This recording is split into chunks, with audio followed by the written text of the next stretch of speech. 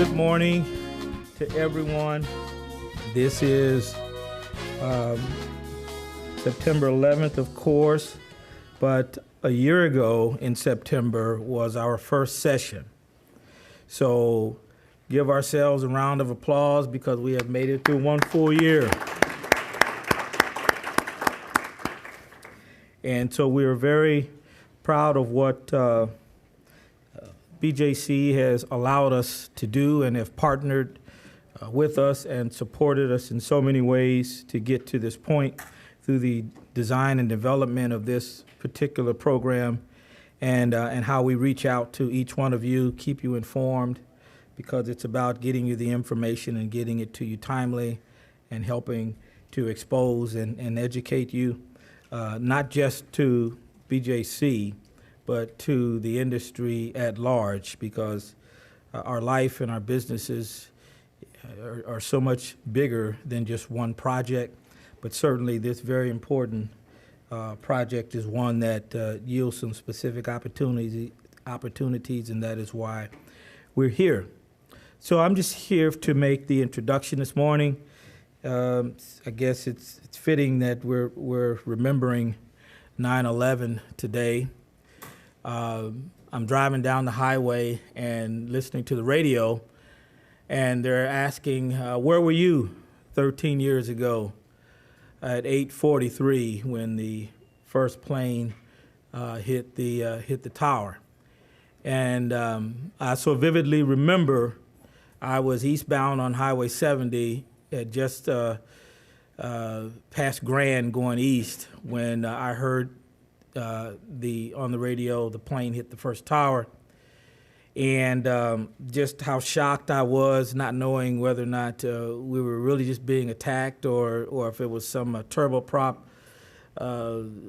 plane that went awry and hit a building. I was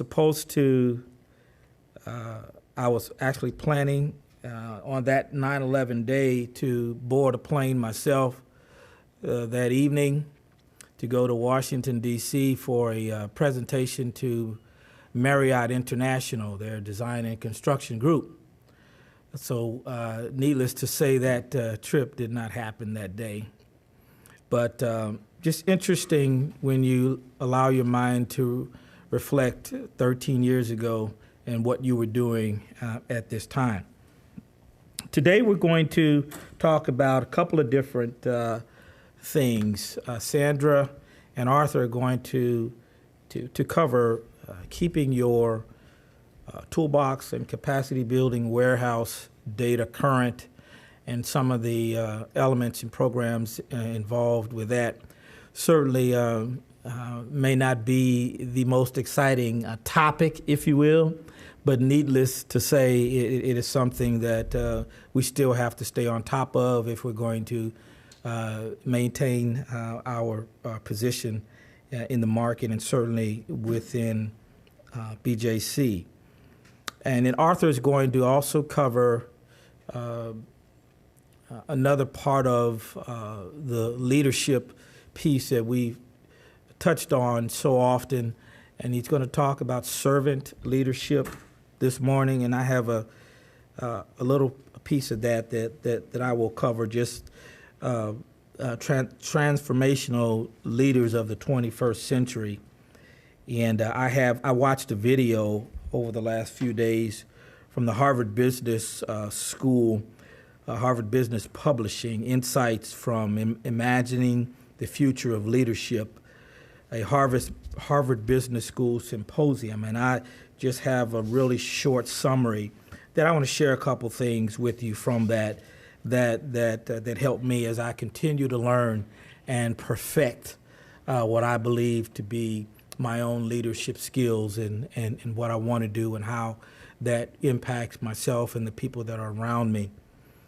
We have some updates this morning, I believe, from the PMO, from the ACW, with respect to the Washington University campus renewal project.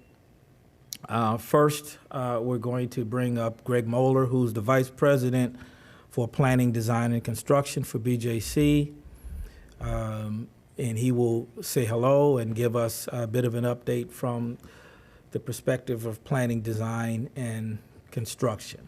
Greg and I have worked together for a long time, and I can always say unequivocally how much I enjoyed working with him.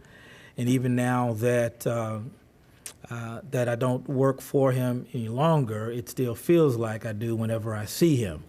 You know, when you have that level of respect for a person, whether you work for them or not, when you see them, you just want to say, yes, sir, you know?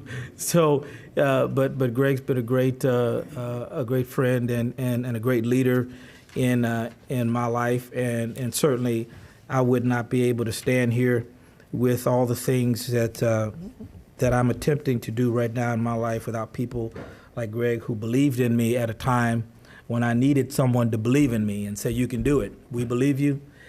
You own it. You're responsible for it. You're accountable for it. And let's move forward.